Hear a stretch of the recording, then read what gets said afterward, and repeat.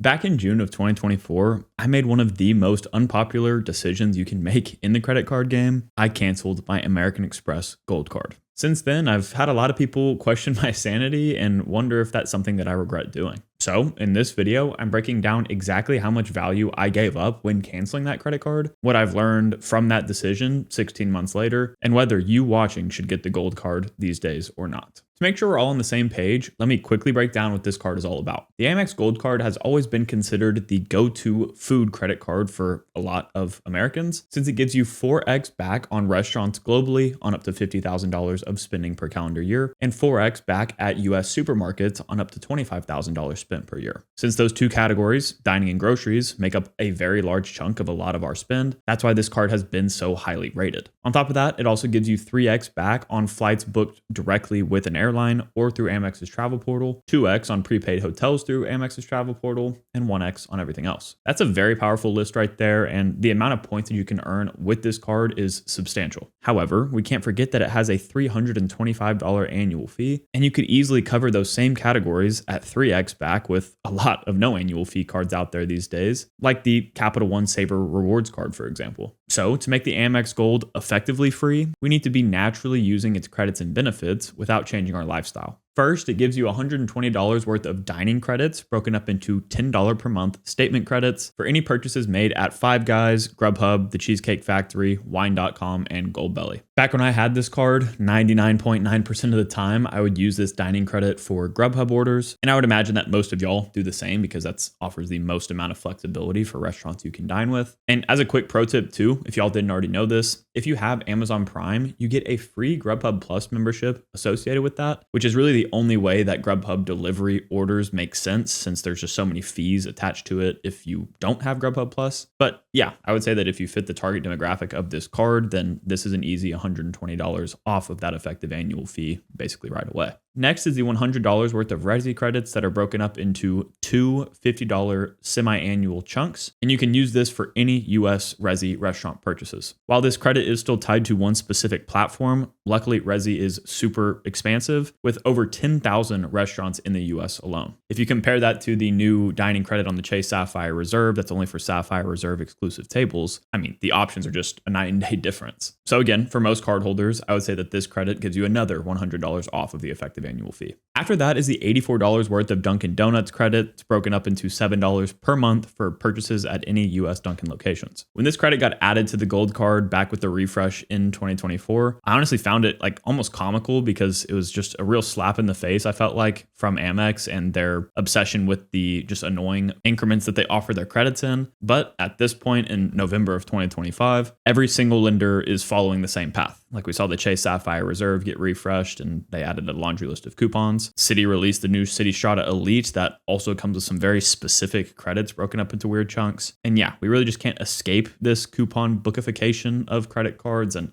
unfortunately, I'm starting to become a little bit desensitized to it. Personally, I've only been to Dunkin' like maybe a couple of times in my entire life, so this credit is worthless for me. But still, if you are somebody that frequents them or even goes somewhat infrequently, using this credit to load that $7 per month to your Dunkin' app so you kind of stack them in that way can be very beneficial. Lastly, we have the $120 worth of Uber credits given as $10 per month in Uber Cash reloads. The nice thing about this one is that you can use it for any Uber service, whether that be, Uber Rides, Limes, Waymos, or Uber Eats, you name it. Personally, I use this one in the exact same way that I used the dining credit, just replacing, Grubhub with Uber Eats. That way I kind of got 2 meals per month covered by the annual fee that I paid, at the beginning of the year. However, the biggest difference between those two is that I did not have an Uber One membership, so I would almost always set my Uber Eats orders to pick up only to save on the fees and the tips and stuff like that. Speaking of Uber Eats, I'm really excited to say that this video today is sponsored by them. As somebody who's talked about the Uber Cash credits on the Amex Gold and Platinum card for so long, this honestly just feels like a perfect partnership, and I'm excited to get to share even more savings with y'all today. When I'm traveling, Uber Eats is something that I just rely on constantly. Whether it's arriving at a new destination late at night and I'm not very familiar with the restaurants around me, or getting back home after a long couple of travel days, like what just recently happened to me after the credit card creator meetup in Puerto Rico, Uber Eats just makes life so much easier. Now, after getting home, I don't immediately have to go to the grocery store, cook the food, and then do the dishes. Instead, I can go ahead and start unpacking and catch up on all of the work that I missed, all while having my food delivered to me conveniently with Uber Eats. You can browse from hundreds of restaurants in their app, order whatever looks best, or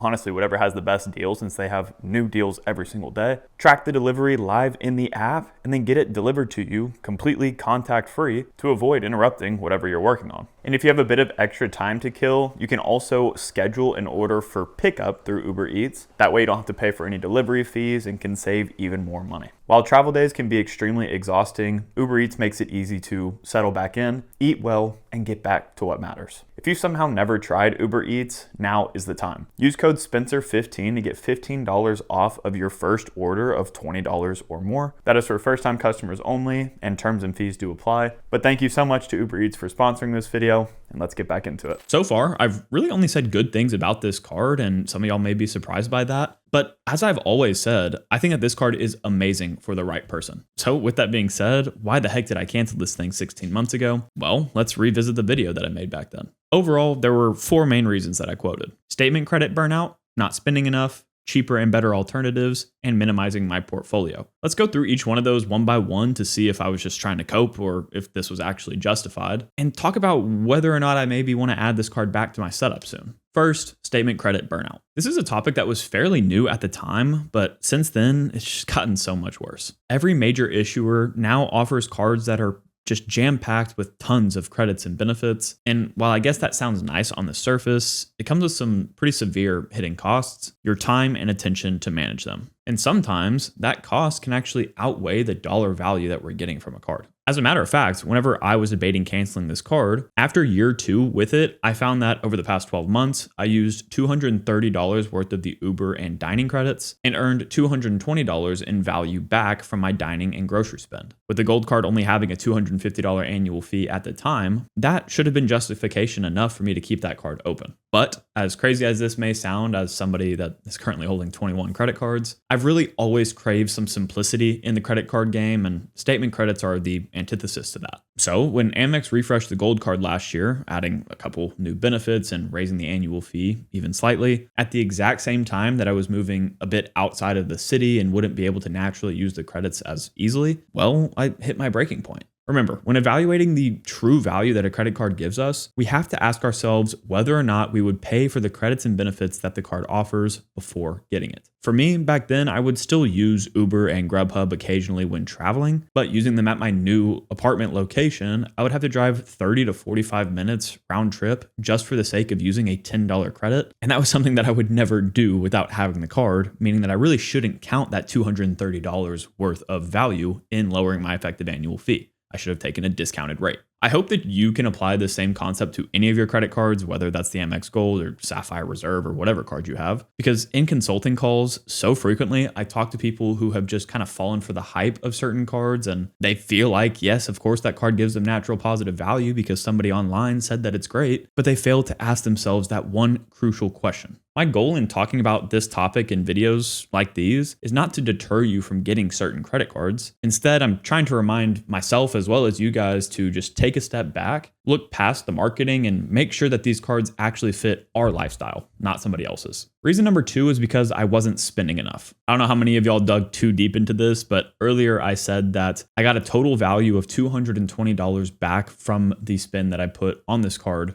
in the past 12 months. That is a very small amount of rewards back from this card in all reality. At 4x back, that means that I only put $3,000 to $4,000 worth of purchases on this card within a full year-long period. And you might be asking, like, why so little? Well, as has always been my strategy, I was constantly applying for new credit cards and shifting all of my spend to those new cards to hit the minimum spending requirements for its welcome offer. In my opinion, the gold card is designed for people funneling a lot of spend through it, not just a little bit like me. So think maybe like a family with a lot of grocery and dining spend compared to a single guy in his 20s. Plus, around that time, I started doing a decent chunk of my grocery store shopping at Costco. And since Costco doesn't accept American Express, that started eating into my total spend put on the card. So with all that going on, I really started to feel like I was forcing myself to like scrape value back from the credits just for me to justify keeping it open another year to earn a little bit of rewards. And that is not a good reason to keep a credit card open. It's actually the exact same situation I find myself in these days with the Capital One Venture X, but that's a topic for another video. While the past two justifications here may feel like cope to some of y'all, we have to remember that this credit card game is not just only about the numbers. Psychology plays a massive role in this too, and I try to call that out a lot in my content. It is really hard to put a dollar amount on the time and mental energy that it takes to kind of babysit some of these cards and make sure you're using all of their benefits. And that absolutely played a role in me wanting to cancel the gold card. Reason number 3 was because there were cheaper and arguably better alternatives. Like I just mentioned, back then the Amex Gold Card was really only being used for my dining purchases and my supplemental grocery store spend. And I was forcing myself to use the Uber and Grubhub credits to break even and make that spend worthwhile. However, I also had 13 other credit cards at the time, so I knew that there had to be a way for me to cover those main two earning categories, dining and groceries, on cards I already had in my setup. That's exactly where my Citi Strata Premier and Chase Sapphire Reserve combo came into play.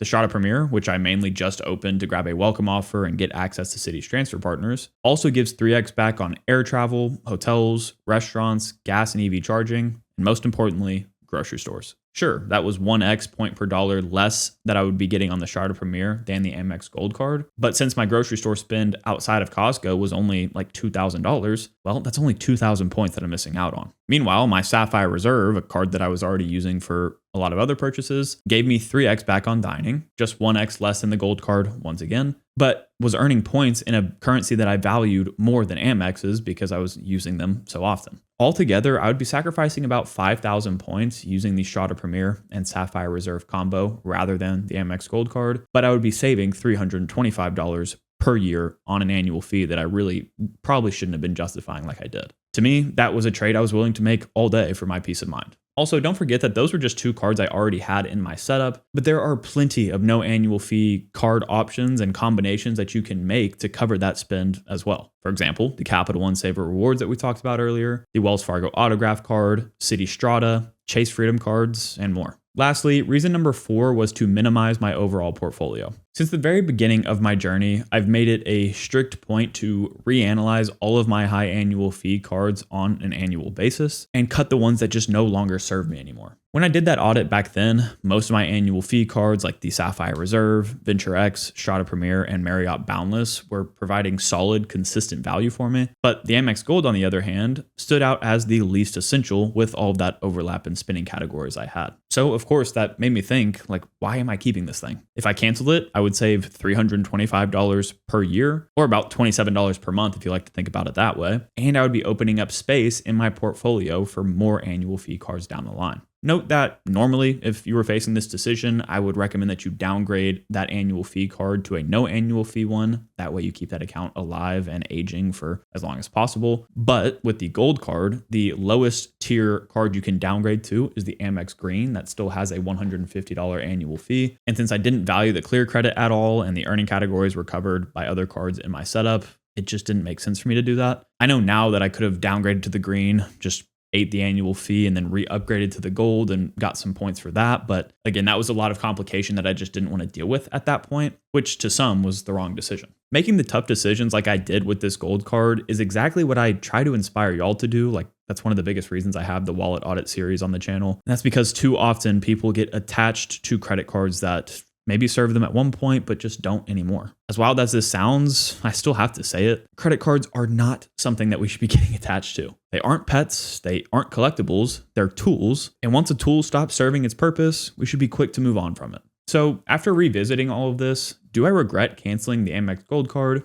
Absolutely not. I'm actually really proud of that decision, especially knowing the backlash that I received from doing so and the fact that I sacrificed 100,000 points per year in basically guaranteed referrals thanks to y'all support. But now, 16 months later, I've moved back into the city. I can naturally use the credits on it again, and I'm spending more on dining and groceries than I was before. So the question becomes, is it finally time for me to bring the Amex Gold Card back into my setup? This is a question I've been bouncing around for some time now, and here's where I'm standing with it. To avoid ending up in the same situation down the road, let's break this card down to its foundation again. Out of the roughly $400 worth of annual credits on this card, here's what I would realistically expect to get back. A full $120 from the Uber cash credit, $120 from the dining credit, $100 from the Resi credit, and nothing from the Dunkin' Donuts credit. I would still load those Dunkin' credits to my app just to save up in case my girlfriend and I visit a Dunkin' while we're traveling. But since I can't put like a hard value on that credit, I'm just going to take a conservative $0 valuation. Combined though, all of that would be $340 back, which is already enough to cover the annual fee. Currently, when it comes to my dining and grocery spend, instead of like parlaying that into different sign-up bonus cards, I'm really using the same exact 2 cards for those categories consistently. Outside of Costco, I'm spending about $10,000 to $12,000 in those categories combined, which would be about 40,000 to 50,000 Amex membership rewards points earned per year compared to like the 10,000 that I was earning before I canceled this one. But the catch is that those 2 cards I'm currently using for those categories already earn very competitive rewards rates. So we've got to see how much extra value I would get by switching back to the gold. Starting with groceries, I'm actually not even using a credit card for this right now. I'm using the PayPal debit since it gives me 5% cash back on one eligible category per month up to $1,000. Obviously, I use this for groceries, and since it is a debit card, even though it's a MasterCard, Costco will accept it, and I've been able to use it for all of my grocery store purchases,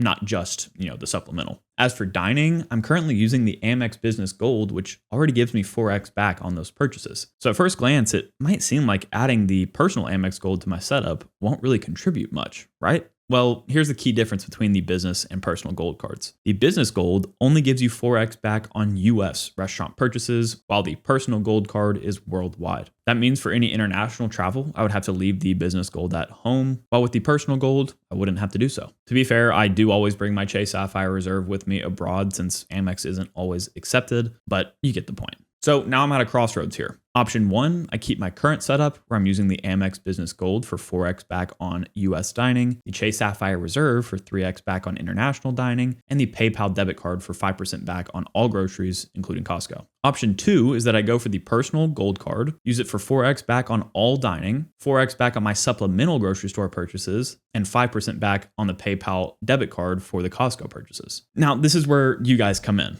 What would you do if you were in my shoes? Would you hunt for a no lifetime language offer on the personal gold card and get that one back in the setup and start using it for those categories? Or would you just keep things exactly as they are, even though I would say that the business gold's credits are not as valuable for me as the personal one? At the end of the day, I just really hope that this video helps you see how subjective this credit card game is. What works perfectly for you might make 0 sense for me or vice versa, and that's kind of the beauty of it. And yeah, I know that it can feel tedious to go into as much detail with each one of your cards as I've done in this video, but if you really want to be the one playing this game, not being played by this game, then you just have to do it. Now, if you want to see exactly how I applied these mindsets to the rest of my credit cards in my arsenal, go ahead and click into this video next. As always, Odin and I, who's unfortunately not here right now, want to say thank you for watching this video. If you enjoyed it, please consider leaving a like and subscribing to the channel, and we'll catch you guys next time.